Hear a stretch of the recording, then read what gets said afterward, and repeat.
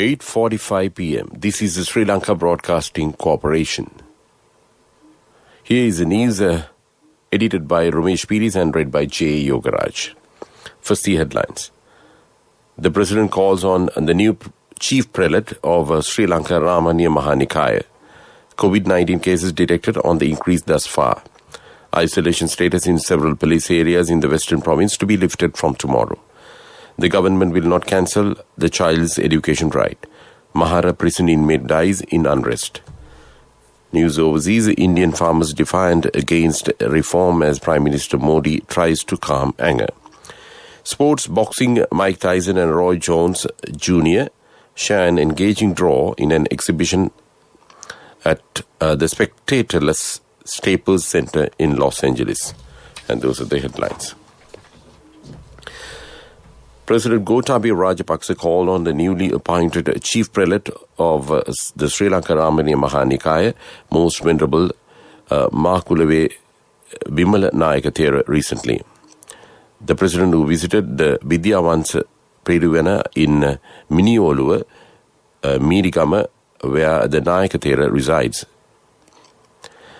extended his best wishes to the newly appointed prelate.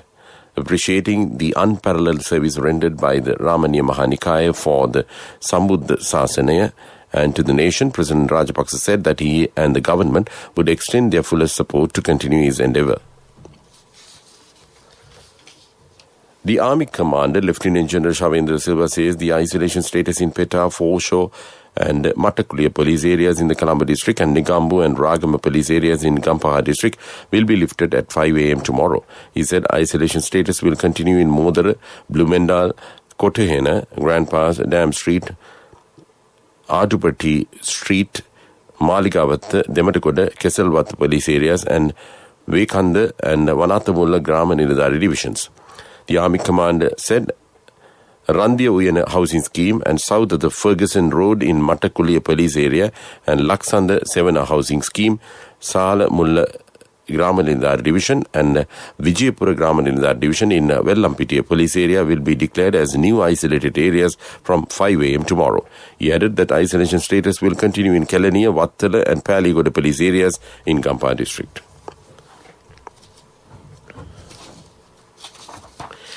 The State Minister Janaka Wakumbara says the government will not cancel a child's education right by closing schools. Speaking at a media briefing in Mbilipitiya, the State Minister claimed that the government could not close schools continually since the ordinary level examination must also be conducted in the same manner as the advanced level exam held earlier. The State Minister requested teachers' trade unions to support the government in operating schools by adhering to health and safety guidelines instead of demanding schools to be closed. An inmate of the Mahara prison has died in an unrest reported at the prison. Acting police media spokesman DIG Ajit Rohana said 3 other inmates sustained injuries and were admitted to hospital. The DIG said 4 police teams headed by the Kalaniya Senior Superintendent of Police and the officer in charge of the Ragam Police were deployed to bring the situation under control.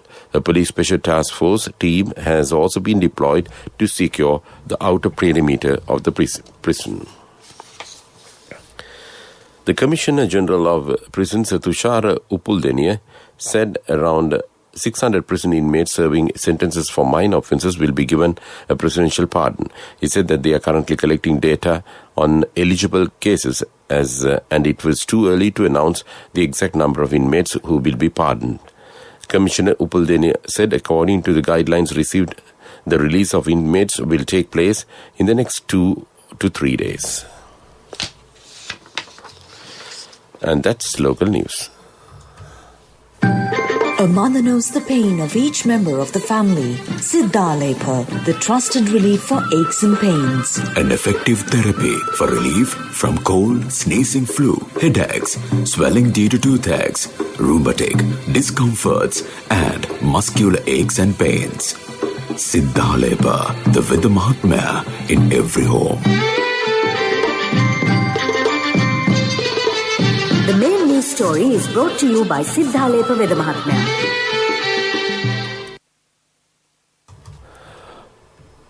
Another 323 COVID-19 cases have been declared in Sri Lanka thus far today, bringing the total number of cases to 23,311. The Government Information Department says the new cases have been identified as contacts of Minwangoda-Paligoda cluster. Meanwhile, the number of COVID-19 recoveries recorded in the country has surpassed 17,000. The epidemiology unit of the Ministry of Health said 346 COVID-19 patients who recovered were discharged during the past 24 hours, increasing the recoveries to 17,002. 6,200 COVID-19 patients are currently receiving treatment at 56 hospitals across the country.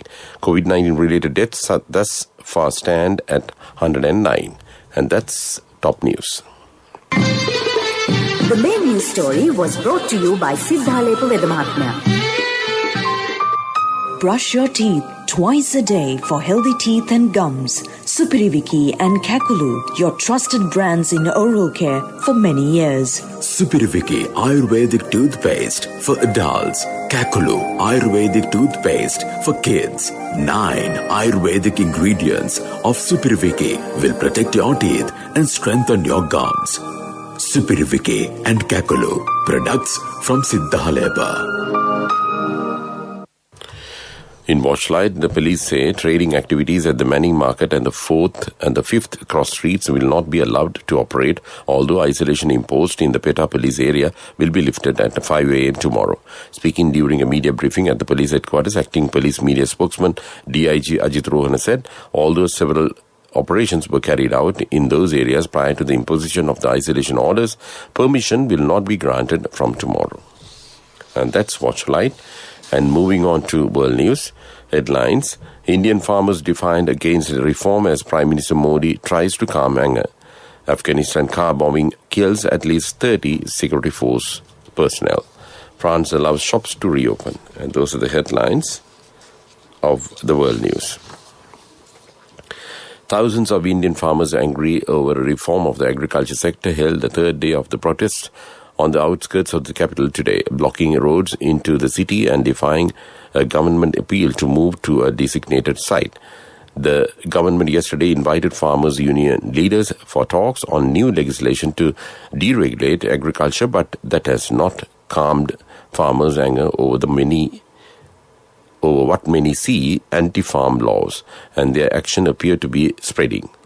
Premier Modi sought to allay farmers' concerns in his monthly radio address today and said that from these reforms, farmers will get new rights and opportunities. A car bombing in Afghanistan's central province of Ghazni killed at least 30 Afghan security force members today, and casualties could increase given the intensity and the location of the blast. The blast targeted a compound of the Public Protection Force, a wing of the Afghan security forces. It damaged civilian residences around the compound. Interior Ministry spokesman Tariq Arian confirmed that there had been a car bomb blast, but did not provide further information on the target or possible casualties. Stores selling non-essential goods in France are back to doing business after the country partially reopened from a month-long lockdown due to the coronavirus pandemic. The French government has started easing its restrictions in stages. The country's daily count of new coronavirus cases has fallen below 20,000 over the past week.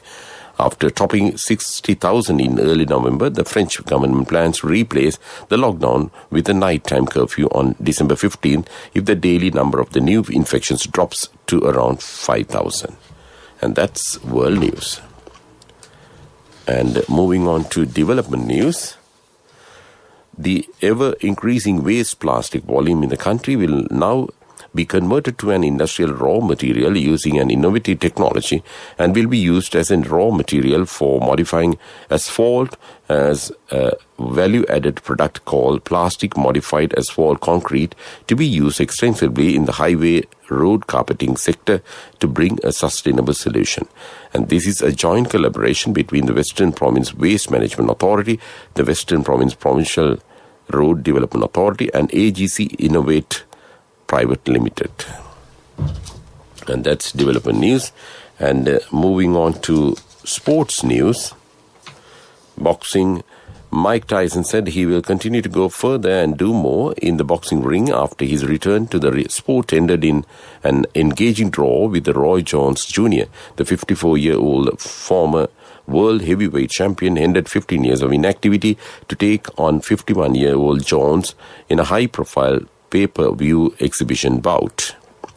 Meanwhile, the cricket LPL 2020, the Colombo Kings top the LPL points table with 4 points, while winless Galle is languishing at the bottom of the table. The LPL games will resume tomorrow with 2 games scheduled at Hambantota between Dambulla Vikings versus Jaffna Stallions and Galle Gladiators versus Kandy Tuskers at 3:30 p.m. and 8 p.m. respectively.